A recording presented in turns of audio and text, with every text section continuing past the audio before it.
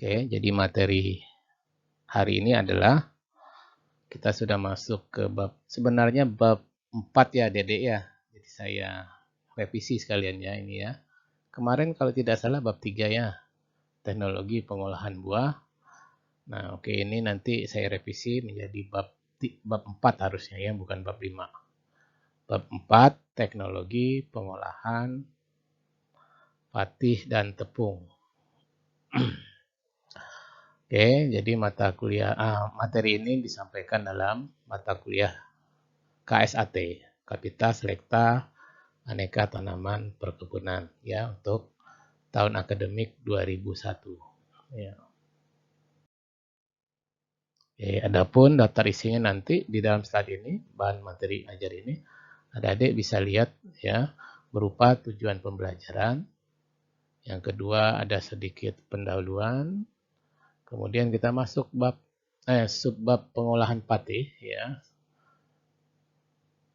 Kemudian pengolahan tepung, lalu kemudian yang terakhir ditambahkan sedikit mengenai aneka produk olahan yang bisa dibuat dari sumber pati dan tepung ya. Ini tidak banyak produknya, hanya sekedar contoh saja, dan saya yakin adik-adik sudah sangat familiar ya, sudah sangat kenal dengan produk-produk olahan pati dan tepung. Sebenarnya materi ini sampaikan supaya untuk lebih membuka mata adik-adik ya, membuka wawasan adik-adik terhadap membangkitkan perhatian adik-adik terhadap produk-produk berbasis patih dan tepung. Oke, termasuk tujuan pembelajarannya adalah diharapkan nanti pada akhir pembelajaran adik-adik sebagai mahasiswa memiliki kemampuan atau mampu atau dapat satu membedakan antara yang namanya tepung dan patih. Nah, itu pengertiannya berbeda. Yang kedua, mendefinisi. Tentu saja kalau sudah bisa membedakan, pasti adik-adik dapat nih. Yang kedua, mampu mendefinisikan pengertian masing-masing dari tepung dan patih. 3, bagaimana mendapatkan tepungnya atau menjelaskan bagaimana tepung itu bisa diolah, didapatkan. Tentu saja juga diharapkan adik-adik dapat atau mampu menjelaskan proses pengolahan untuk mendapatkan patih. Kemudian juga mampu menyebutkan beberapa produk olahan dari tepung dan patih. Ya, ini yang contoh-contoh simpel saja nanti produk olahannya. Kenapa? Karena adik-adik sudah sangat familiar sebenarnya dengan produk-produk olahan dari tepung dan patih. Kemudian menjelaskan proses pengolahan olahan tepung dan patih. Sebenarnya 5 dan 6 ini kurang lebih sama saja ya. Oke, baik, pendahuluan. Sebagai pendahuluan ya, pada intinya tepung dan pati itu bersumber ya dari golongan senyawa makronutrisi yang disebut dengan karbohidrat ya. Baik tepung atau pati ya, itu sumbernya dari karbohidrat ya. Nah, keduanya, maksudnya tepung dan pati ini tidak dapat dipisahkan satu dengan yang lain. Karena pati merupakan bagian dari tepung ya. Jadi ketika kita olah menjadi pati, sumber-sumber karbohidrat ya yang ada pada tanaman kita olah menghasilkan pati ya. Pati itu sudah merupakan bagian dari tepung. Jadi nggak bisa sebenarnya dipisah-pisahkan ya.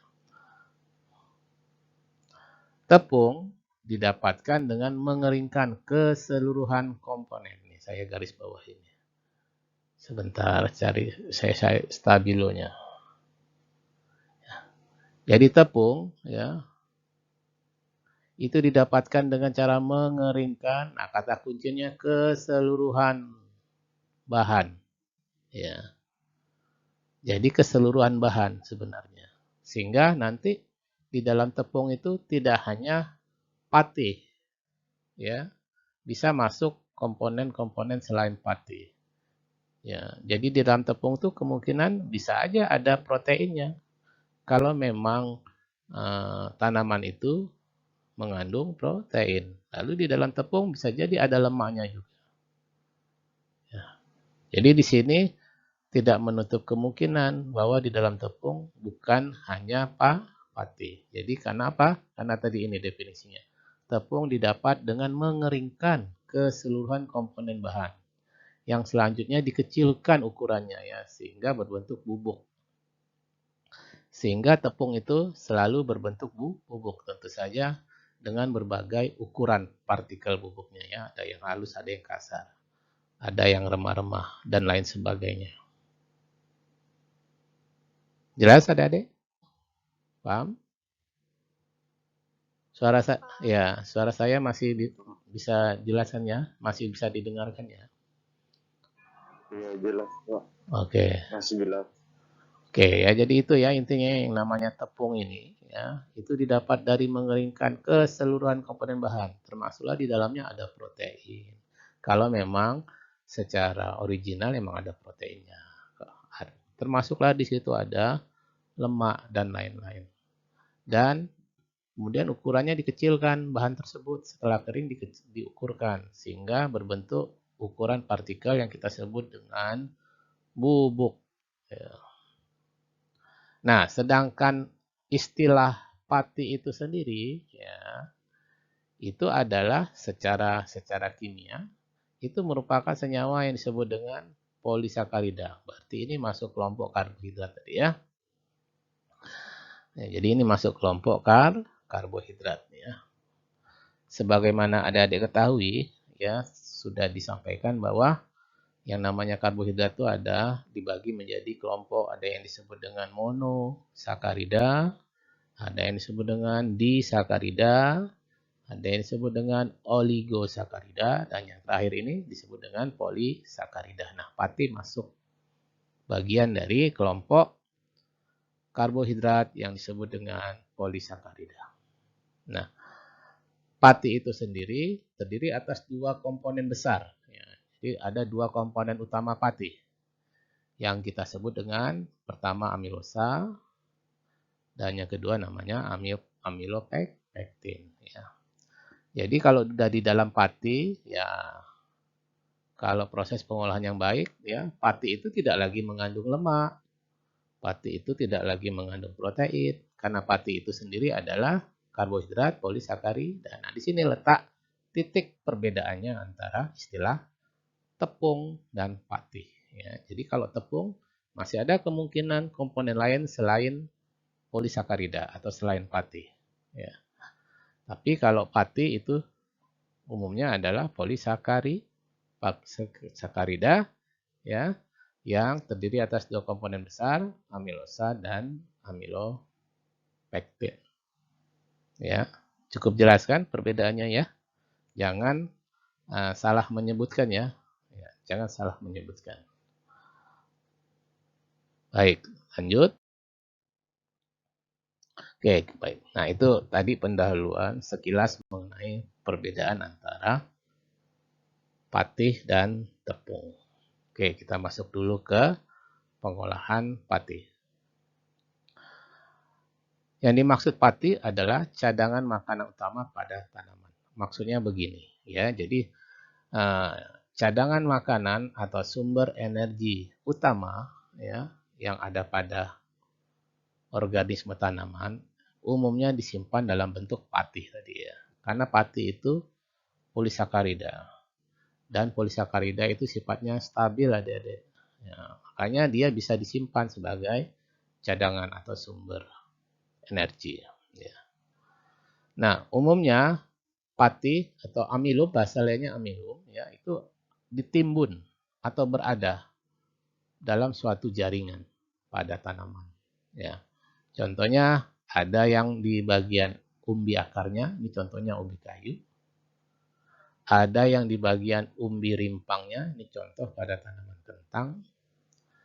Kemudian ada pula patih yang tertimbun atau tersimpan pada bagian empulur batangnya. Empulur itu berarti bagian tengah batang ya. Contohnya pada sagu, patinya ada di empulur batang. Kemudian banyak pula patih yang justru tersimpan atau terdapat bukan pada empulur, bukan pada umbi, tapi pada daging buahnya. Ya, contohnya apa? Durian. dan pada bagian endosperm bijinya. Jadi ini bukan daging buah lagi endosperm bijinya, ini bagian bijinya. Ini yang jelas ini contohnya jagung.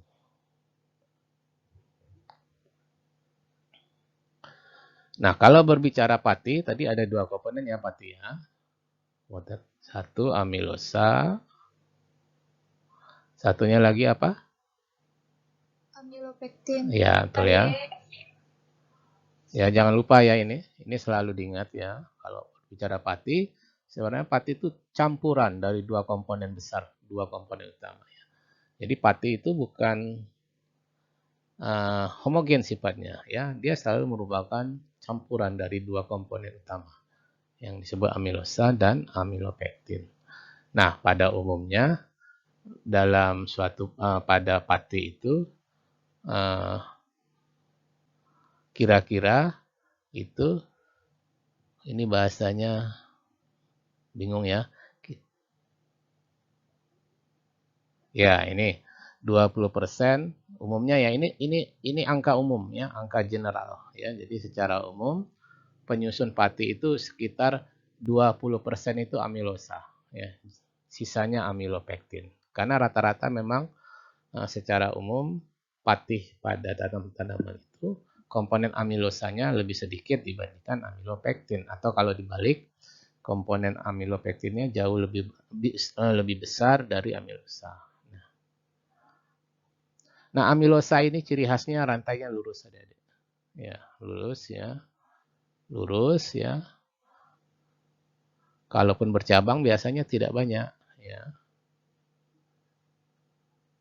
Seperti ini, tapi kalau amilopektin ini cabangnya banyak sekali. Nanti kita bicara mengenai amilopektin. Dan umumnya amilosa itu terdiri dari 70 hingga 350 unit glukosa ya.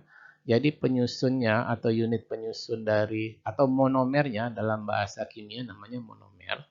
Monomer dari amilosa atau unit penyusun amilosa itu adalah glukosa. Jumlahnya kurang lebih antara 70 hingga 350 untuk suatu rantai lurus molekul amilosa. Sedangkan sisanya ya berkisar dari 70 hingga 100 ya. Jadi untuk jenis-jenis pati dari tanaman tertentu itu bisa hingga 100% amilopektinnya ya. Ya. Tapi minimalnya 70 lah ya.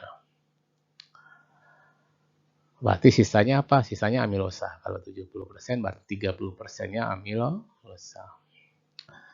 Nah, sedangkan amilopektin ya itu jumlah monomer atau unit glukosanya jauh lebih banyak.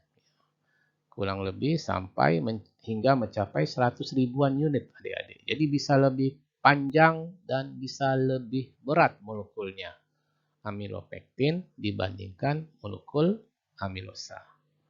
Nah, selain itu ciri khas lain dari amilopektin adalah rantainya bercabang-cabang adik-adik. Tidak seperti amilosa yang umumnya lurus, tapi kalau amilopektin itu bercabang-cabang ya. Seperti ini ya, cabang-cabang banyak.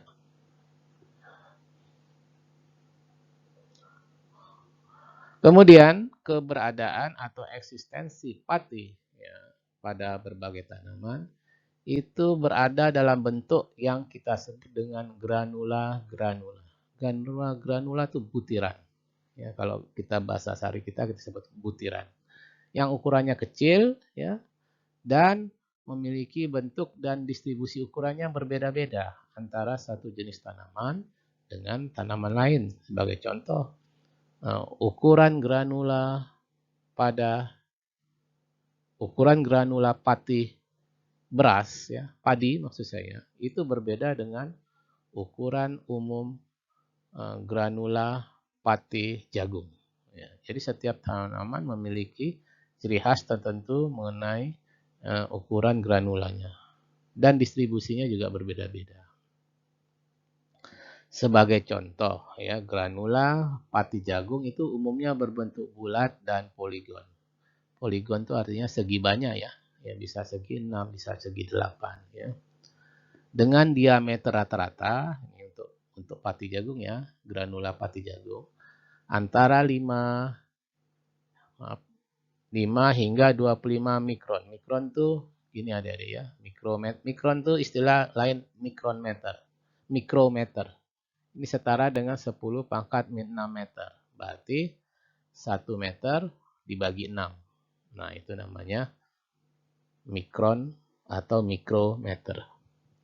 Sedangkan tanaman lain, contohnya tapioka. Tapioka ini patih dari ubi kayu ya. Jadi tanamannya ubi kayu ya. Ketela ya.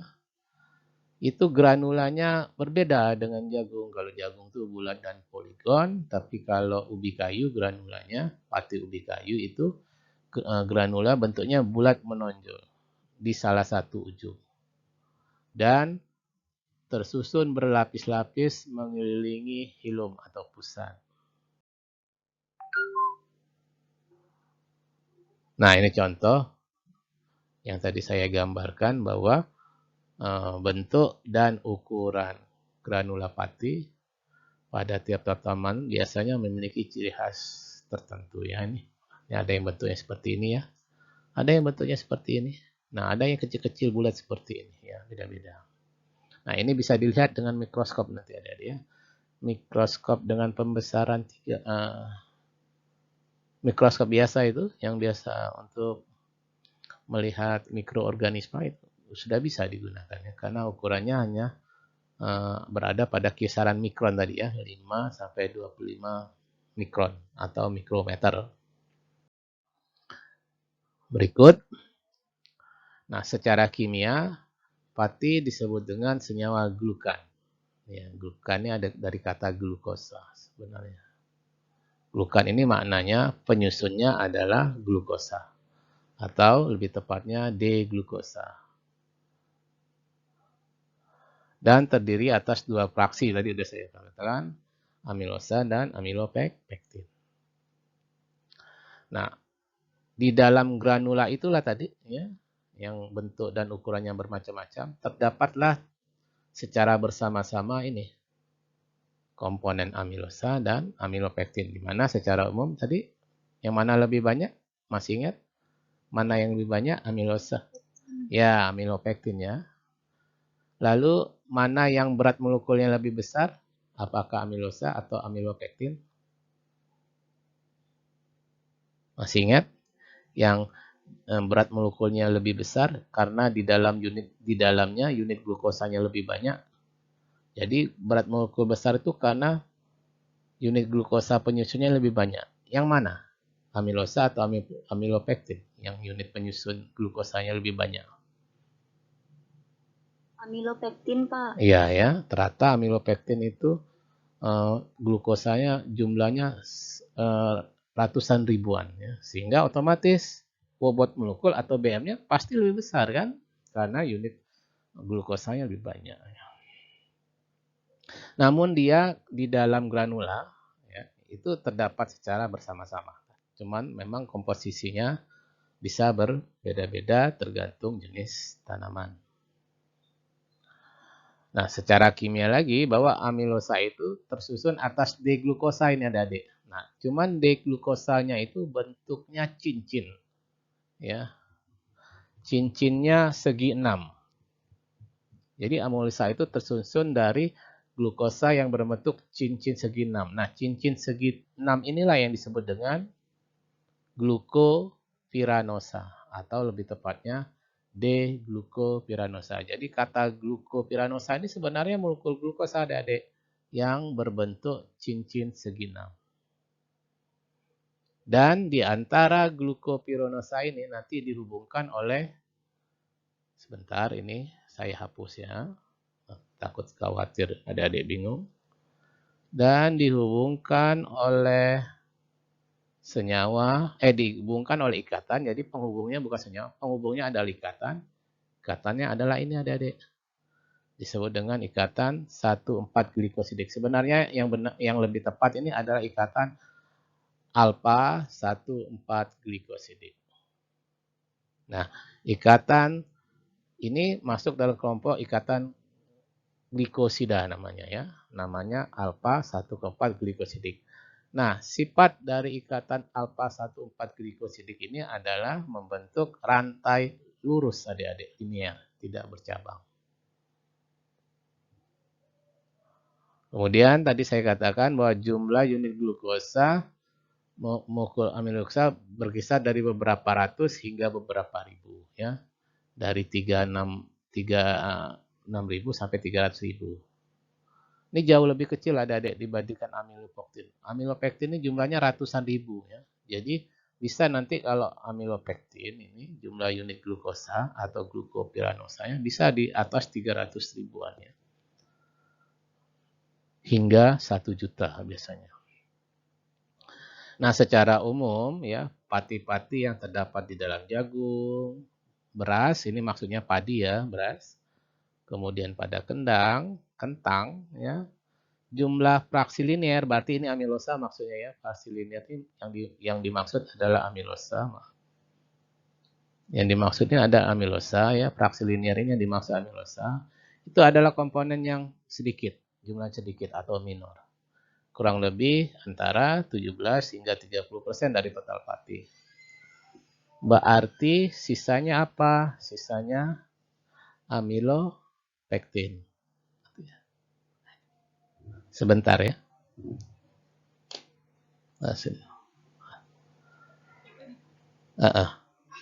Saya lagi ngajar sebentar.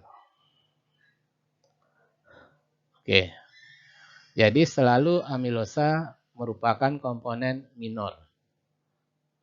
Ya, dibandingkan amilopektin. Berarti amilopektin istilahnya bukan minor, mayor ya, lebih banyak dibandingkan amilosa.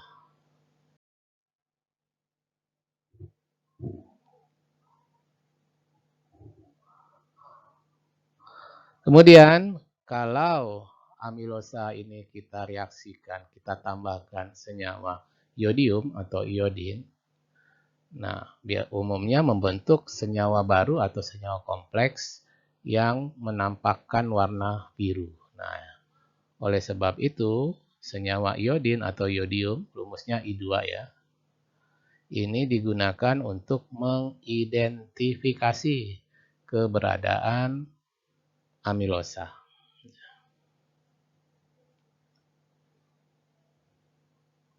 Kemudian, sebalik dibandingkan amilosa, amilopektin justru berada dalam jumlah yang lebih besar, antara 70 hingga 100%.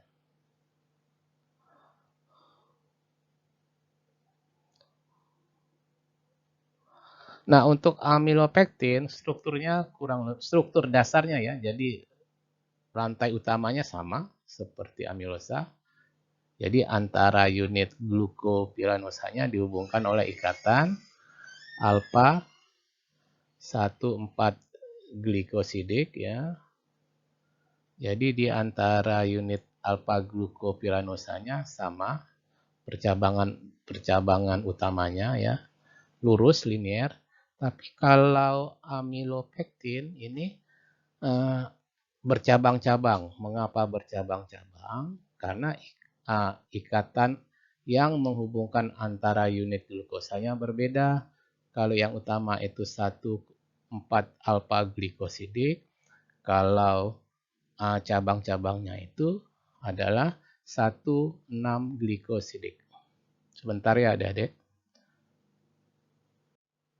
Jadi ikatan 1,6 glikosidik inilah yang membuat percabangan. Jadi pada intinya seperti itu.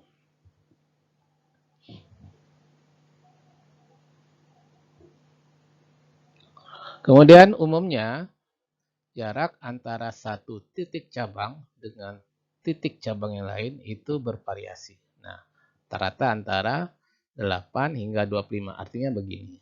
Setelah 8 unit glukosa ada cabang lagi. Setelah 8 ada cabang lagi. Tapi tidak selalu 8, bisa 9, bisa 10 dan bisa sampai 25 unit ya. Jadi ini angka umum ya, angka umum general. Kemudian kalau dari segi bobot molekul ya, amilopektin itu minimal 1 jutaan adik-adik. Bobot molekul ya, BM. Ya. Kalau bahasa sekarang bukan BM bobot molekul, tetapi massa molekul relatif, MR istilahnya. Ya. Tapi dimaklumi kalau ada adik nyebut BM ya atau bobot molekul itu dimaklumi bahwa ini maknanya adalah massa molekul relatif. Nah, untuk amilopektin itu jutaan adik-adik kalau dari segi bobot molekul.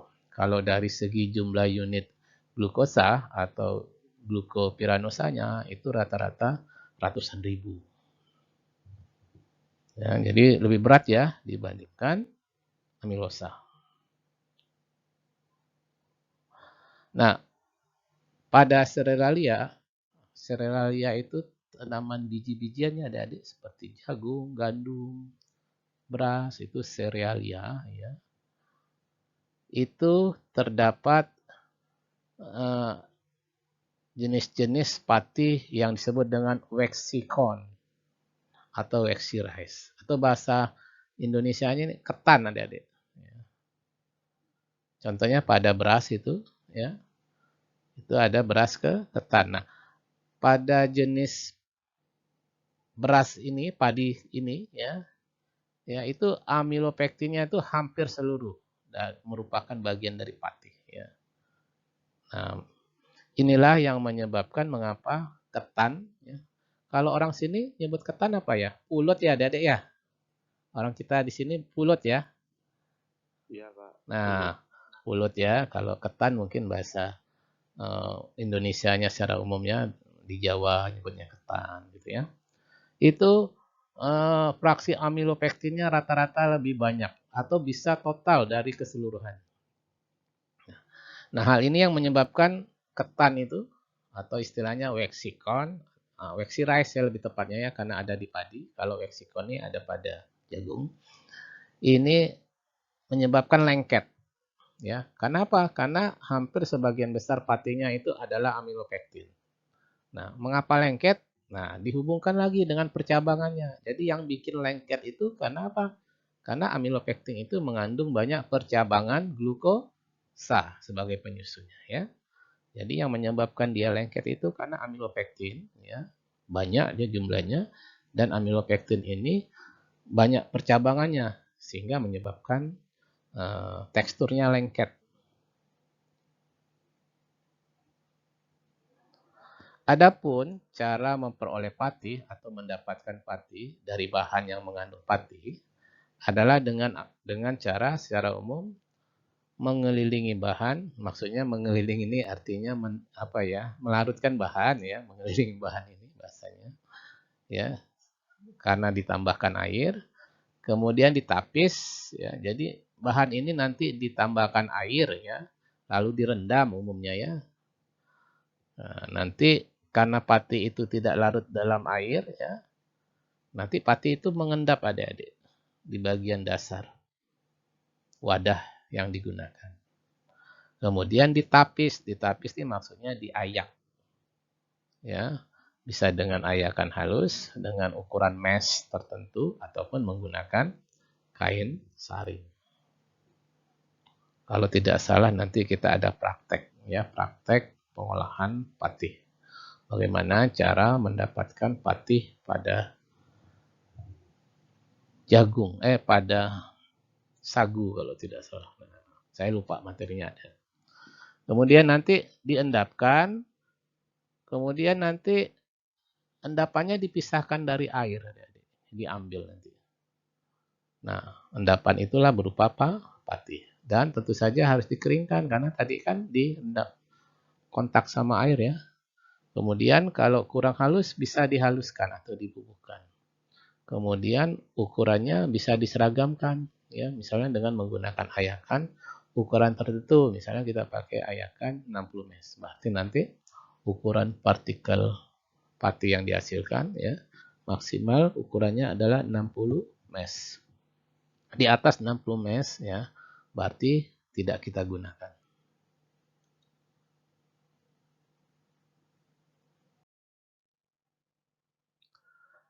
Pati secara umum karakternya, sifatnya tidak larut dalam air dingin adik-adik. Karena antar molekulnya terikat satu dengan yang lain melalui ikatan hidrogen.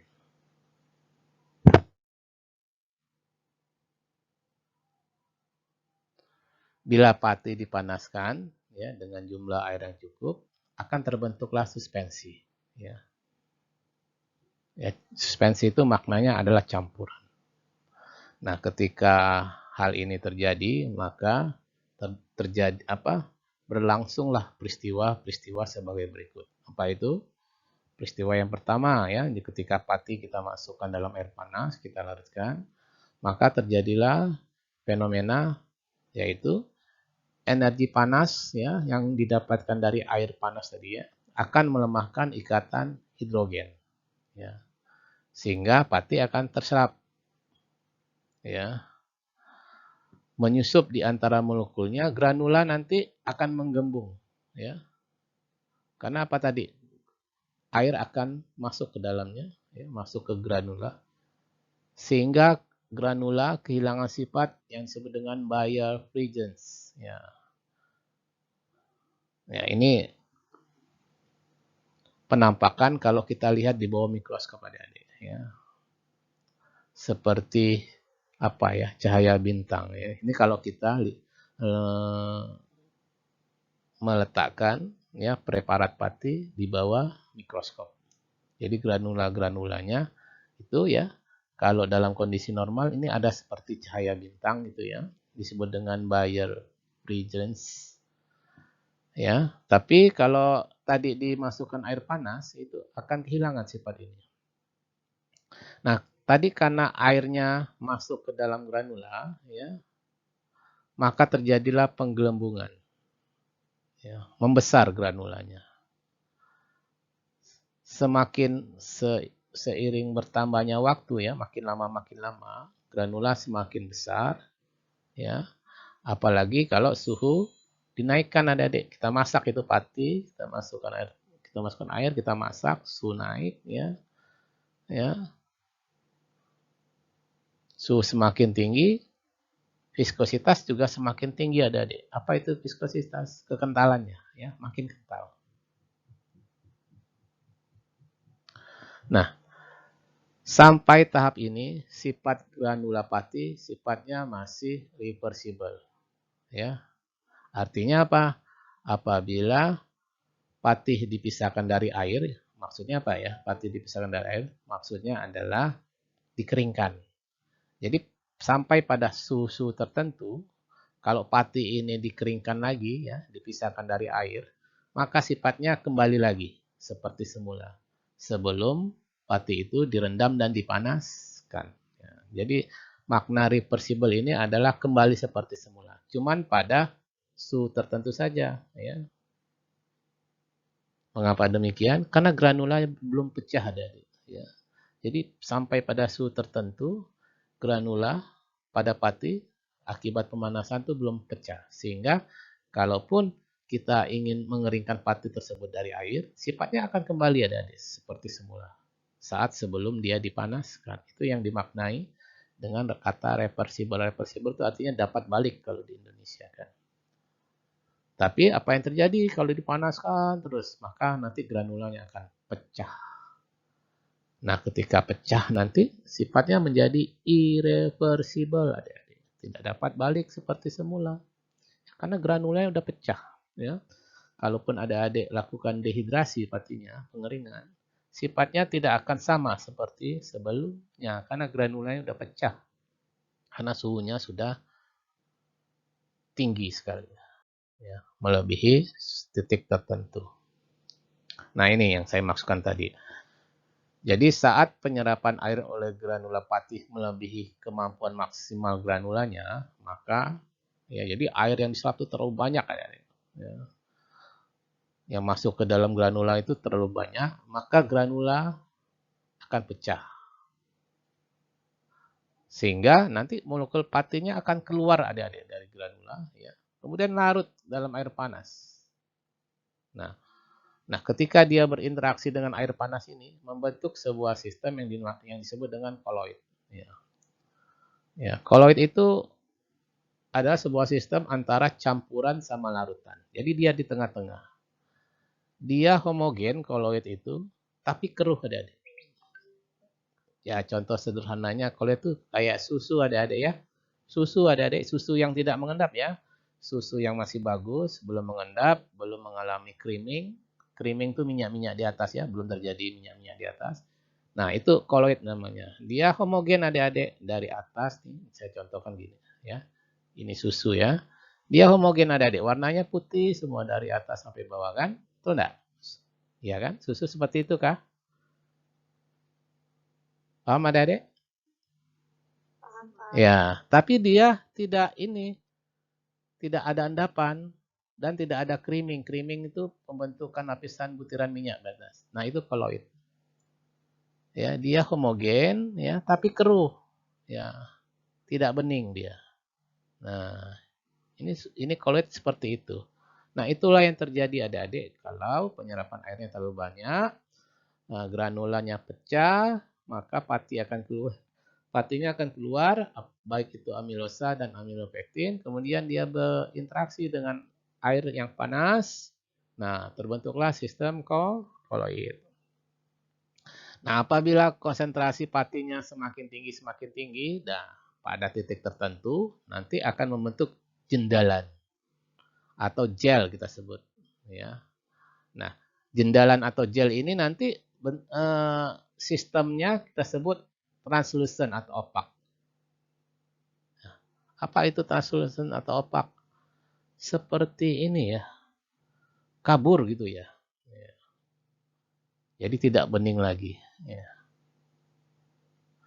Nah, perubahan akibat membengkaknya. Perubahan akibat membengkaknya pati dengan luar biasa besarnya dan tidak dapat kembali ke bentuk semula. Peristiwa ini disebut dengan apa? Gelatinisasi. Nah, gelatinisasi ini tergantung pada suhu adik-adik. Ya, jadi gelatinisasi ini tergantung pada suhu ya. Jadi pada suhu tertentu granula pati akan pecah, keluar patinya membentuk sistem koloid dan sifatnya tidak bisa kembali ke bentuk semula. Walaupun airnya kita keringkan. Jadi tidak akan menunjukkan sifat seperti semula. Ya, karena granulanya sudah pecah. Nah, inilah yang disebut dengan gelatinisasi. Suhu di mana terjadi gelatinisasi ini atau suhu di mana granula ini pecah dan patinya keluar dan sifatnya irreversible, tidak dapat balik, disebut dengan titik gelatinisasi pati. Ya. Titik gelatinisasi pati itu berbeda-beda pada tiap jenis pati. Pati pada beras, titik gelatinisasinya berbeda adik-adik dengan jagung. Bahkan antara sesama pati beras saja, kalau varietas tanaman padinya berbeda, itu bisa berbeda adik-adik. Titik gelatinisasinya. Contohnya pada beras ketan tadi, itu titik gelatinisasinya beda adik-adik dengan beras-beras biasa yang bukan ketan. Ya. Apalagi kalau tanamannya berbeda, misalnya antara jagung dengan kentang, jagung dengan padi, itu pasti beda titik gelatinisasinya. Gelatinisasi adik-adik, nah ini tolong diingat, itu sangat penting pengaruhnya dalam proses pengolahan adik-adik. Ya, makanya adik-adik jangan heran, ada jenis-jenis beras tertentu yang cepat masak adik-adik. Betul enggak? Ada beras tertentu yang agak lama masaknya. Pernah enggak adik-adik ngalamin begitu? Terutama untuk cewek lah. Halo? Pernah mengalami? Ya kan? Ada beras tertentu yang sebentar masaknya. Maksudnya bukan sebentar dalam pengertian berapa menit. Enggak, maksudnya dibandingkan beras lain, dia lebih cepat masaknya, lebih cepat matang.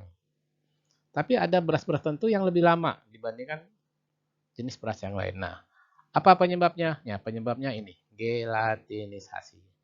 Mengapa? Karena titik gelatinisasi pati, walaupun sama-sama beras itu bisa beda-beda, tergantung dari jenis varietas padinya. Kan padi itu banyak jenis varietasnya, adik-adik ya. Banyak varietas padi itu ya.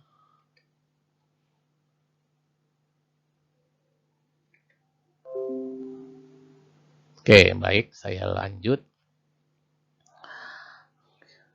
Kemudian, contoh praktis dari gelatinisasi ini terjadi pada peristiwa pengentalan.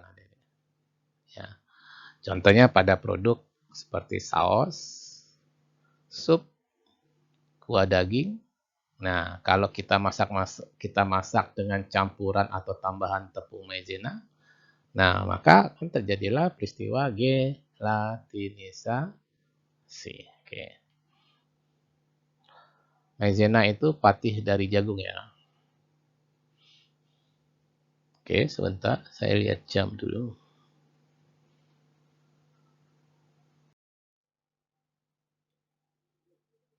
Nah, kemudian setelah mencapai titik gelatinisasi, viskositas, suspensi, atau larutan pati tadi akan turun adik-adik. Masih ingat apa viskositas?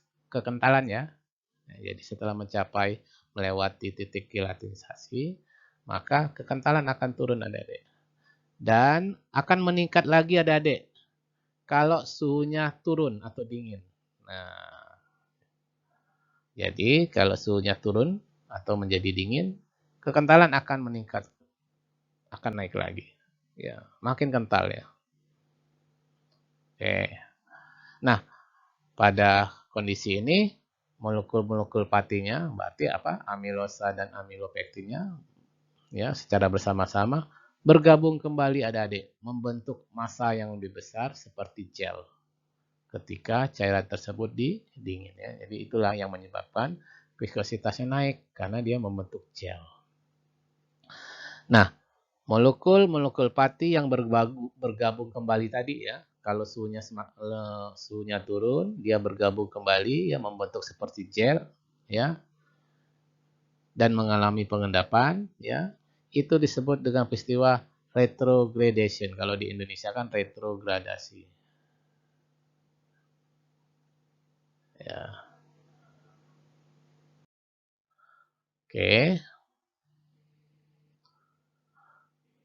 Nah, itu mengenai pati. Nah, kita ambil satu jenis pati ya yang juga nanti terkait dengan praktikum kita. Contohnya pengolahan pati dari tanaman sagu. Nah, bagian dari tanaman sagu yang diolah untuk menghasilkan pati adalah batangnya. Lebih tepatnya bagian tengah batang atau empulurnya. Nah, batang sagu merupakan sumber karbohidrat yang banyak sehingga dapat diolah menghasilkan pati. Nah, secara umum untuk mendapatkan pati sagu prosesnya sebagai berikut. Nanti akan lebih jelas nanti di dalam praktikumnya ini. Secara umum, tentu saja harus kita peeling atau kita kupas batangnya untuk membuang kulit luar. Kemudian batang sagunya diparut sehingga menghasilkan bubur sagu.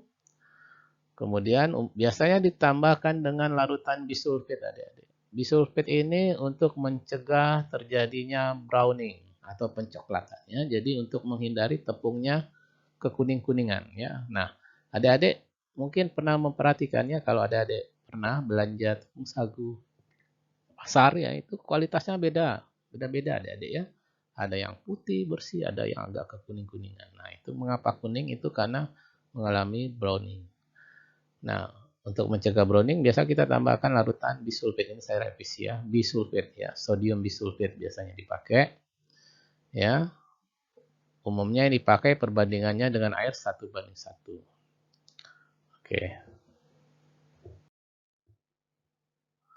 Kemudian disaring tentu saja karena tadi patinya kan mengendap di dasar wadah. Itu diambil, disaring ya, bisa tadi dengan ayakan atau dengan kain saring. Nah, kemudian dibiarkan mengendap selama 12 jam, nanti patinya akan mengendap. Kemudian dipisahkan bagian atasnya, ya, sehingga nanti bagian bawahnya. Dan jangan lupa dikeringkan, ya, hingga secara umum kandungan airnya di bawah 14%. Nah, teknik pengeringannya macam-macam, ya, bisa di bawah sinar matahari atau dengan pengering buatan seperti drying cabinet bisa juga, ya. Tapi kalau industri tentu saja dengan menggunakan pengering buatan, ya. Nah, pengeringan di sini tujuannya untuk menurunkan kadar air sehingga tepungnya menjadi awet, ya, sehingga masa simpannya bisa lama. Kemudian kalau di ukuran partikelnya masih besar, biasanya dihaluskan kembali, ya, sehingga rata-rata ukurannya minimal 80 mes umumnya. Kemudian pengemasan bisa dalam bentuk kemasan yang berbeda-beda, ya, plastik, kotak, kaleng, atau apa saja, ya, tergantung ini keinginan produsennya.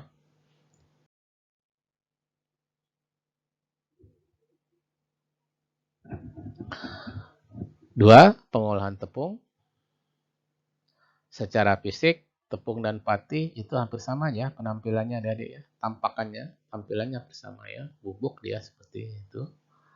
Cuman komponennya berbeda. Kita kembali lagi tadi yang membedakan apa? Kalau tepung itu tidak hanya polisakarida, tidak berupa tidak hanya pati, di dalamnya bisa terikut komponen lain seperti lemak, protein, dan lain-lain, ya. Walaupun tampilan fisiknya hampir sama dengan pati. Tapi kalau pati, ya sesuai dengan namanya tadi, pati ya hanya polisakarida saja yang disebut pati itu tadi. Walaupun tampilannya hampir sama dengan tepung. Nah, oke, tadi berdasarkan definisinya, tepung itu keseluruhan komponen bahan. Sehingga selain ada pati, juga ada serat-serat di situ, ya. Serat pangan, ya. Bisa juga ada protein, lemak, dan komponen-komponen lain adik-adik yang tidak larut. Tepung didapat dengan mengeringkan seluruh bahan atau seluruh komponen bahan. Selanjutnya dihaluskan, ya, dan diayak. Beberapa perlakuan pendahuluan dilakukan untuk mengolah tepung dengan tujuan untuk memperbaiki kualitasnya, ya. Contohnya apa? Blanching. Ingat, ya, kita sudah belajar blanching di teknologi pengolahan buah. Ini bisa kita terapkan untuk tepung, ya. Masih ingat apa tujuan blanching adik-adik? Atau blanchir? Tujuan utamanya apa? Apa beda blanching sama perebusan? Blanching hanya sebentar saja, Pak. Iya. Tujuannya apa blanching? Untuk menginaktifkan enzim. Ya, itu umumnya, ya. Jadi dia hanya untuk menginaktifkan enzim atau membuang atau menetralisir sebagian mikroba, ya. Artinya apa? Setelah blanching bukan artinya tidak perlu operasi yang lain-lain, ya, seperti pemanasan. Biasanya ini pra pendahuluan, ya, blanching. Ya, selain untuk inaktivasi enzim, terutama enzim-enzim yang menyebabkan pencoklatan, contohnya, juga bisa untuk melunakkan bahan adik-adik, sehingga nanti memudahkan dalam proses selanjutnya. Beberapa contoh, ya, pengolahan, ya, ini pengolahan tepung pisang, ya. Tepung pisang adalah tepung yang diperoleh dari buah pisang. Ini contoh saja, ya, masih banyak sebenarnya sumber-sumber tepung, ya, selain pisang, ya. Ya, salah satunya ini pisang, ya. Dari banyak jenis pisang, tentu saja pisang kepok ini. Pisang kepok juga di daerah kita berlimpah, ya. Tepung pisang mempunyai rasa dan bau yang khas sehingga dapat digunakan dalam berbagai produk olahan yang berbasis tepung. Nah, ini contoh saja dari beberapa hasil analisis kimia, ya, bahwa dari pisang segar ini otomatis, ya, air selalu lebih banyak, ya. Kemudian karbohidrat adik-adik perhatikan 27% tinggi. Nah, sehingga pisang ini berpotensi memang adik-adik untuk diolah menjadi tepung terutama, ya, karena karbohidratnya tinggi. Nah, selain itu apalagi karena tepung itu tidak hanya karbohidrat, ini ada serat kasarnya, ada proteinnya, ada lemaknya. Nah, ini bagian-bagian yang berpotensi dapat diolah menjadi tepung. Oke, nah setelah jadi tepung ya tentu saja komposisinya akan berubah ya, tidak sama. Terutama air. Ya, mengapa air berubah ya? Karena mengalami pengeringan, otomatis airnya akan turun ya. Ini masih diperbolehkan kok biasanya, sampai 10% juga masih diperbolehkan. Otomatis karbohidratnya meningkat tadi karena secara keseluruhan ya. Komponennya akan turun sehingga komposisi karbohidratnya akan meningkat karena dia berbanding terbalik kan dengan total bahan. Oke. Permisi Pak. Ya. Kenapa? Bapak terlalu kecil Pak. Padahal saya udah teriak-teriak di sini. Masih kecil? Kecil sekali Pak. Yang lain gimana suara saya? Masih kecil? Halo? Sudah kedengeran Pak. Ya, coba Normal. coba volume kamu dibesarkan, volume itunya. Volume gadgetnya. Full Pak. Iya. Katanya yang lain normal ya. Atau pakai headset. Kalau saya di sini pakai headset supaya bisa lebih fokus dengar suara kamu. Ya. Gak apa-apa nanti kalau ini masih ada ininya ya. Slide-nya. Nah, oke. Ini slide. Nah, secara umum proses pengolahan tepung pisang sebagai berikut ya. Tentu saja kita pertama pilih buah atau sortasi istilahnya ya dalam teknologi pengolahan. Kemudian pembersihan atau pencucian ya. Dan proses pengukusan atau perebusan. Jadi bisa sistem kukus, bisa sistem rebus. Bedanya apa nih kukus sama rebus? Kalau kukus itu uap ya, kayak kita mengukus nasi. Kalau perebusan langsung kontak sama air panasnya.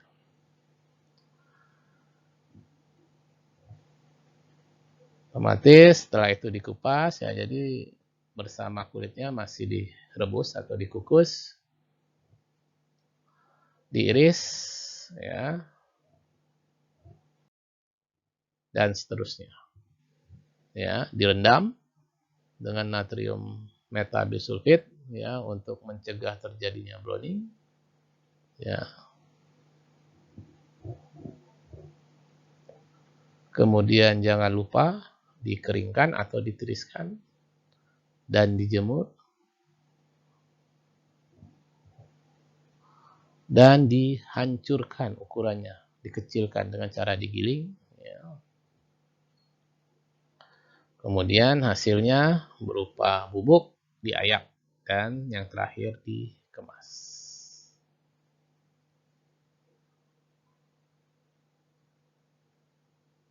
Oke. Pengolahan tepung durian. Tepung durian adalah tepung ya yang didapatkan dari daging buah yang dihasilkan oleh tanaman durian. Ya, sebenarnya lebih tepatnya ini dari biji ya, tidak dari daging buahnya.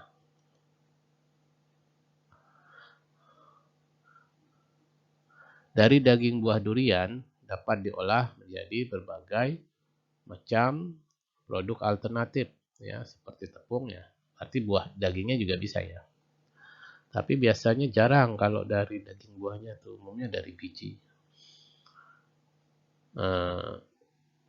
Namun bisa juga diolah menjadi tepung, makanan fermentasi ya, banyak jenisnya ya. Kalau masyarakat Kalimantan Barat wah, terkenal dengan nama tempoyak. Ada yang dapat diolah menjadi dodol, selai, jus, dan sebagainya ya. Jadi bisa berbagai macam ragam pengolahan yang berbasis pada daging buah durian. Produk alternatif ini, terutama tepung, dapat disimpan dalam jangka waktu yang lebih lama. Karena apa? Karena kadar airnya rendah. Ya. Sehingga dapat membantu mengatasi kelebihan buah pada saat panen. Tepung durian dapat diolah sebagai bahan dalam pembuatan cake, odol, dan lain-lain. Nah, Daging buah durian mengandung karbohidrat yang cukup tinggi, yaitu sekitar 28 gram tiap 100 gram. Oke, nah ini kurang lebih kandungan gizi atau komposisi gizi per 100 gram buah durian segar ya. Jadi bisa lihat di sini ya. Karbohidratnya ini ya tadi disebutkan kurang lebih ada 28 gram untuk tiap 100 gram ya. Kemudian dilengkapi oleh protein, lemak, dan lain-lainnya termasuk vitamin.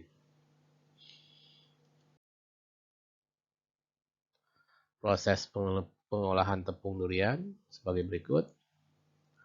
Sortasi buah, tentu saja buah harus dipilih dalam kondisi yang baik ya.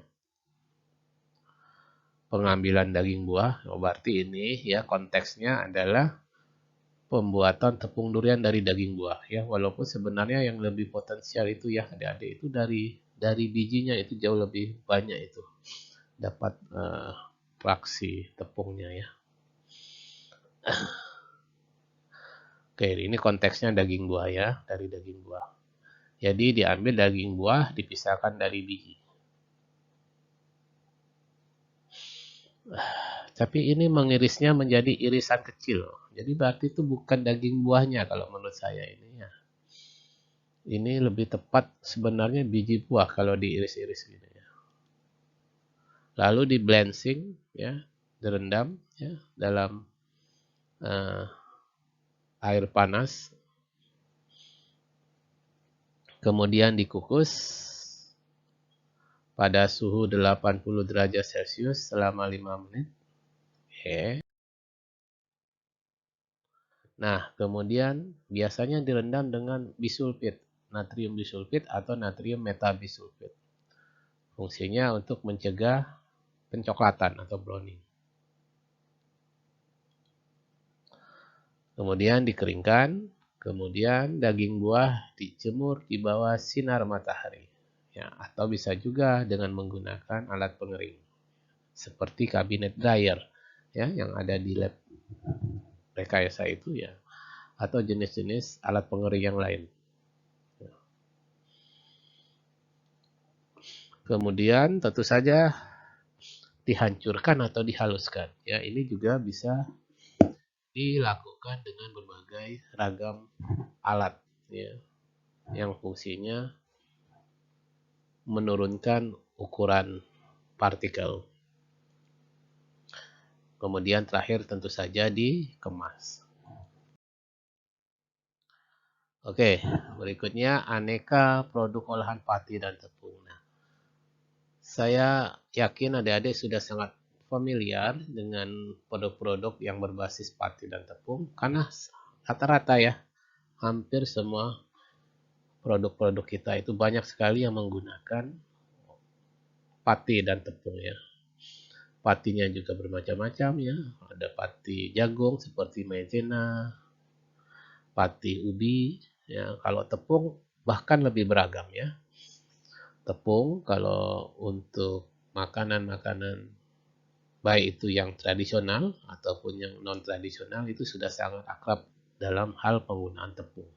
Apalagi di Indonesia ya, berbagai jenis tepung diperjualbelikan, mulai dari tepung beras, tepung ubi, tepung jagung,